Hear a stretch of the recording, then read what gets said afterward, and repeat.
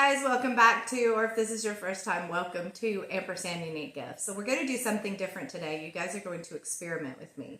I have never used the Dixie Belle, you guys are so far away, Dixie Belle Patina paint, bronze, and iron with the blue and green spray.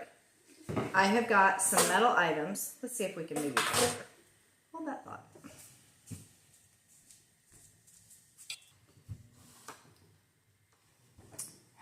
Okay, so you either get part of me, all of me, or none of the stuff. My camera's just being contrary today. Anyway, I have some metal pieces, and they're already metal. This is a little silver colored box. I forgot who makes it. I don't think it was Home Interior, but it was one of the vintage groups that did stuff. This is actually, it was a candle from Tractor Supply, and it smelled like maple syrup, and it was wonderful, but I've gone through the painstaking process of getting all of the candle out after burning it off. And we're going to add some patina. This has got a little bit, but I don't like the way it looks. I'm going to try to do something that makes it look a little more natural. And while this is brass, so yes, I'm going to actually paint brass and make it look a different patina. Somebody stuck a sticker on it that has permanently created a square here, and then there's another place up here where it's had some changes. So we're going to actually change this. This is our Rampant Lions. And then I have this vintage hairbrush that this is plastic. It's not like it's a big antique. It's just a vintage kind of reproduction. It's an old reproduction. But we're going to do some work. The brass coloring is coming off, and we're just going to take these pieces out, do some work, and redo that. So anyway,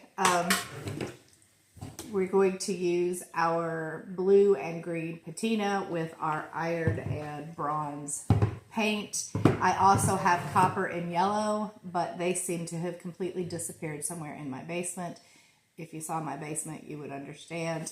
That's going to be our January projects for sure, as we begin organization and organizing my life along with that. So anyway, thank you guys.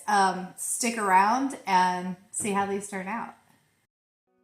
Okay, so following directions is not always my strong suit. Apparently, you're supposed to seal in metal, and I don't have the Dixie Belle version, but I do have the DIY brand Salvation Solution, and I'm going to give everything a good couple. I'm going to give 2 coats of the Salvation Solution, and mine is in a mason jar because I actually broke the original when I was opening it. But anyway, Salvation Solution will seal that in, and what it is the patina paint will continue to work with your metal if you don't seal it in to keep it where it will eventually stop. Otherwise, it could cause your actual metal product to be damaged, and I don't really want to damage it. I just want to add this wonderful patina look to the outside without ruining my products. So I am giving everything a coat, including the hairbrush.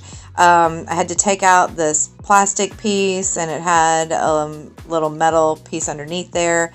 And then on the other side, when I took the part with the bristles out, it had a little piece of cardboard under there, a little corrugated cardboard in there. So this was actually harder than I thought because I didn't want to damage that. It is going to go back in there, I hope, anyway.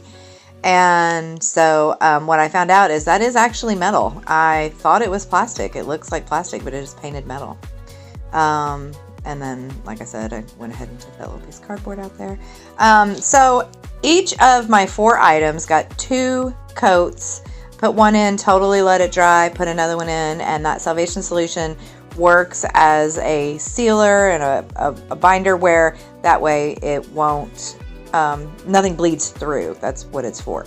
All right, so we're going to start with the iron, and I'm going to paint 2 of the items in the iron.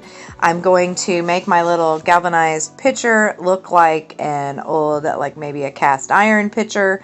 I don't know. Again, the first time I've ever used it, but I don't want to just brush it. So I'm using a chip brush, and then I'm just stippling it down in there, and I'll kind of brush and then pat and brush and then pat, because your patina spray is going to sit into the grooves of whatever you do, and I don't want it to just sit down in a paintbrush mark, because I want this to look as organic as possible. Also, again, back to the not following directions, it does say to wear gloves. The way this paint works, and the reason I shook it really well, I didn't say that when I was doing it, but you want to shake it really well because it has little pieces of metal in the paint. That's how this works. So it's recommended that you wear gloves, so I did finally remember to put on the gloves that I had gotten out. We're sitting there. But it's because of those little pieces that are in the paint that the patina spray works with it.